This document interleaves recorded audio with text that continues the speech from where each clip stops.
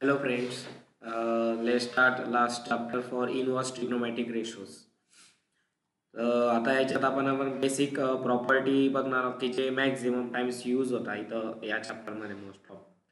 तर बघा प्रॉपर्टी आहे दिलेली cosec inverse x is equal to sine inverse one upon x, sec inverse x is equal to cos inverse one upon x, cot inverse x is equal to tan inverse one upon x. हे फॉर्म्युले तुमच्यासाठी basic.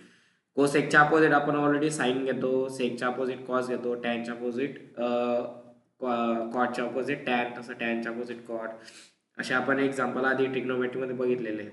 Okay फॉर्म्युले. तसं तुम्हाला आता second formula आहे sine inverse x plus cos inverse x is equal to pi by two, cosec inverse x plus sec inverse x is equal to pi by two, tan inverse x plus cot inverse x is equal to pi by two. हे तुमचे आता basic फॉर्म्युले आहेत या चॅप्टरचे. आता या चॅप्टरमध्ये maximum examples आहेत या 3 फॉर्म्युलांवर दिलेले आहेत तुम्हाला. आता x greater than 0, y greater than 0 and x y less than 1 असेल त्यावेळेस कोणता फॉर्म्युला घ्यायचा तुम्हाला? Tan inverse x plus tan inverse y is equal to tan inverse x plus y upon 1 minus x into y. Okay. नंतर तुम्हाला second formula आहे x greater than 0, y greater than 0 and x y greater than 1 असेल त्यावेळेस तुम्हाला formula कोणता घ्यायचा आहे? Tan inverse x plus tan inverse y is equal to tan inverse x plus y upon 1 minus x into y plus y. Third formula आहे तुमचा if x greater than 0, y greater than 0 then tan inverse x minus tan inverse y is equal to tan inverse x minus y upon 1 plus x into y घ्यायचा आहे तुम्हाला. हे formula तुम्हाला एक्झाम्पलमध्ये use करायचे ज्यावेळेस limit जसं दिलेलं असेल त्यावेळेनुसार. सो बघा आता फॉर एक्झाम्पल, आता बघा हे एक्झाम्पल दिले evaluate.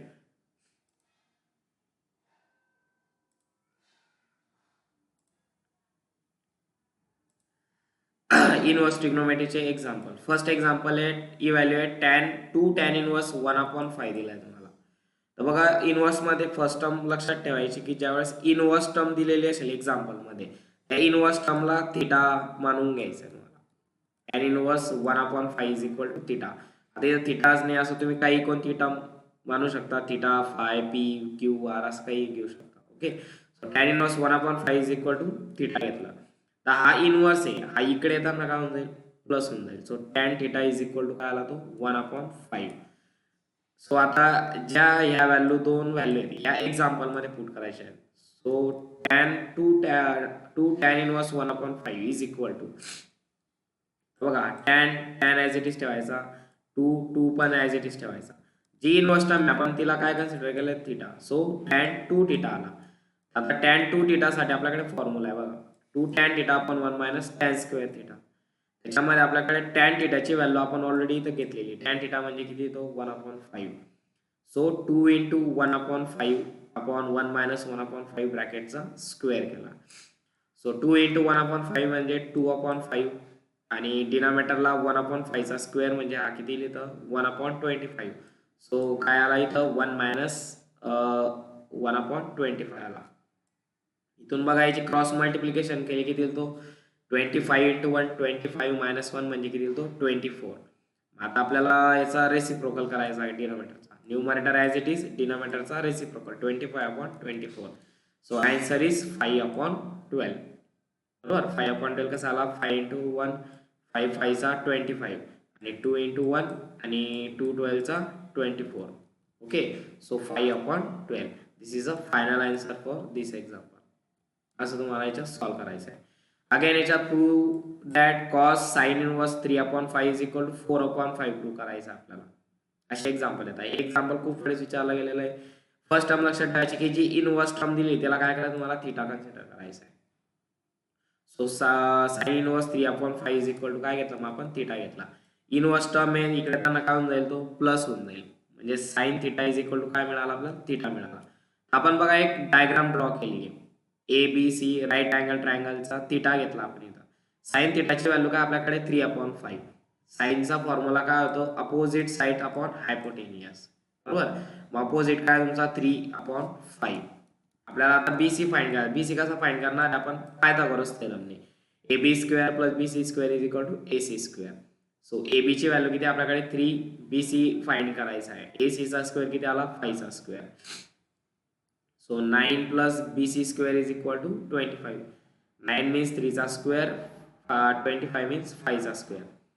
So BC square is equal to 25 minus 9 means 60. So BC is equal to किती आला तो 4. सो आता याच्यावरून आपल्याला कॉस थिटाची व्हॅल्यू मिळेल. आता तिघ व्हॅल्यू आपल्याकडे ऑलरेडी आहे. तर कॉस थिटा म्हणजे काय राहतं, ऍडजसेंट साइड अपॉन हायपोटेनियस. म्हणजे कॉस थिटा काय आला 4/5. So cos theta is equal to 4/5. So cos थिटाची व्हॅल्यू आपल्याकडे काय होती, sine inverse 3/5. So cos sin inverse 3/5 is equal to 4/5. This is a proof. Okay. Again, second example is prove that sin inverse 3/5 sin inverse 8/70 is equal to sin inverse 77/85 prove करायचा आहे. आता बघा आपल्याकडे LHS मध्ये दोन inverse term दिलेले आहेत. LHS मध्ये दोन इनवर्स टर्म दिलेले आहेत. तर दोघं इनवर्स टर्मला काहीतरी मानून घ्यायचं आपल्याला. बरोबर. sin inverse 3/5 is equal to theta, sin inverse 8/70 is equal to 5 घेऊन घेतला आपण. सो हा इनवर्स टर्म इकडे प्लस केला तर sin theta is equal to 3/5. तसा हा sin 5 is equal to 8/70 मिळेल. आपण आधी फिगर ड्रॉ करून घ्यायचा पहिला sin theta साठीची. बघा sin theta साठीची परत फिगर ड्रॉ केली आपण, अपोजिट अपॉन हायपोटेनियस. बरोबर. sin theta म्हणजे काय, opposite upon hypotenuse. So 3/5. Similar मागच्या एक्झाम्पल मध्ये आपण जसं पायथागोरस थेरम यूज केला तसं इथं पण यूज करायचं. AB square plus BC square is equal to AC चा square. Again 3 square plus BC square is equal to 5 square. Previous जसं आपण बघितलं तसं BC square is equal to 16. So BC is equal to 4. So similarly sine theta वरून आपण cos theta find केला, काय आला तो 4/5 घेतला. ओके. तसं आपण साइन 5 ची पण डायग्राम घेतली. साइन 5 चा अपोजिट अपॉन हायपोटेनियस म्हणजे 8/70 using Pythagoras theorem. Same similarly असं कॅल्क्युलेशन करायचं. मला कॉस पायची व्हॅल्यू काय मिळाली 15/70. आता आपण हे कशासाठी केलं, त्याला रिझन आहे बघा. आता साइन इनवर्स जर आपण इकडे प्लस केला आपल्याकडे फॉर्म्युला काय भेटेल, साइन थिटा प्लस फायचा मिळेल. कारण की हा दोघं टर्म आपण काय घेतला, एक थिटा आणि एक फाय घेतलाय म्हणून. ओके. आपल्याकडे फॉर्म्युला कोणता होईल, sine theta plus phi. Sine theta plus फायचा फॉर्म्युला काय आहे, sine theta into cos phi plus cos theta into sine phi. म्हणून आपण कॉस थिटा आणि कॉस फायच्या व्हॅल्यू फाइंड केला, कारण की आपल्याकडे साइन थिटा आणि साइन फायची व्हॅल्यू होती म्हणून. ओके. आपल्याकडे साइन थिटाची व्हॅल्यू काय होती मग 3/5 आणि साइन फायची काय होती 8/70. साइन थिटा म्हणजे 3/5, कॉस फाय म्हणजे 15/17 plus cos theta 4/5, sine phi म्हणजे 8/70. या दोघांचं आपण मल्टिप्लिकेशन केलं. 15 इंटू 3 किती आला तो 45/85. 17 इंटू 5 किती आला तो 85. 4 इंटू 8 किती आला तो 32 आणि 5 इंटू 17 म्हणजे किती आला तो 85. सो डिनॉमिनेटर 7 म्हणून न्यूमरेटरची ऍडिशन केली. So sine theta plus phi is equal to 77/85. हा साइन इकडे इनवर्स करायचा. साइन इनवर्स 77/85 आणि थिटा आणि फायच्या व्हॅल्यू आपल्याकडे ऑलरेडी आहेत गिवन, थिटा आणि हा फाय. सो किती आला तो sine inverse 3/5 plus sine inverse 8/17 is equal to sine inverse 77/85. हे झालं आपलं पहिलं फायनली प्रूफ झाला. आता इथं बघा दोघं साइन साइन होते म्हणून आपण व्हॅल्यू साइन साइन काय वेळेस तुम्हाला इथं कॉसची पण व्हॅल्यू दिलेली असेल. मग तुम्ही साइन वरून जसं कॉस केला तसं कॉस वरून तुम्हाला काही तर शोधायचं आहे, मग साइन शोधायचे. तसे एक्झाम्पल्स तुम्हाला बुक्स मध्ये दिलेले आहेत. सिमिलर प्रोसेस यूज करायची. जसं आपण साइन थिटाची व्हॅल्यू का साइन थिटावरून कॉस फाइंड केला तसं कॉस वरून तुम्ही मग साइन फाइंड करायचा. ओके. आता बघा हे same example. Prove that cos inverse 4/5 plus cos inverse 12/13 is equal to cos inverse 33/65 prove करायचं आहे तुम्हाला. तर बघा दोन इनवर्स टर्म दिलेले आहेत. परत त्यांना आपण एकाला थिटा एकाला फाय घेऊन घेतला. सिमिलरली पायथागोरस थेरम यूज करायचा. Cos theta is equal to काय आला मग आता ऍडजसेंट अपॉन हायपोटेनियस म्हणजे 4/5. याच्यावरून आपण पायथागोरस थेरम यूज करून साइन थिटाची व्हॅल्यू काय मिळेल तुम्हाला 3/5. बरोबर. पायथागोरस थेरम यूज करायचं जसं आपण मागे यूज केलंय सेम त्या पिरियड मध्ये. जसं कॉस इनवर्स 12/13 फाय घेतलेला आहे. कॉस फायची व्हॅल्यू कशी येईल मग बघा 12/13. सो 12/13 म्हणजे ऍडजसेंट अपॉन हायपोटेनियस. सिमिलरली इथं पण पायथागोरस थेरम यूज करायचा. त्याच्यावरून आता कॉस थिटावरून साइन थिटाची व्हॅल्यू मिळाली 3/5 पायथागोरस थेरम यूज करून आणि साइन फायची व्हॅल्यू मिळाली 5/13. सो आता इथं आपल्याला प्रूव्ह काय करायचं, कॉस इनवर्स 33/65.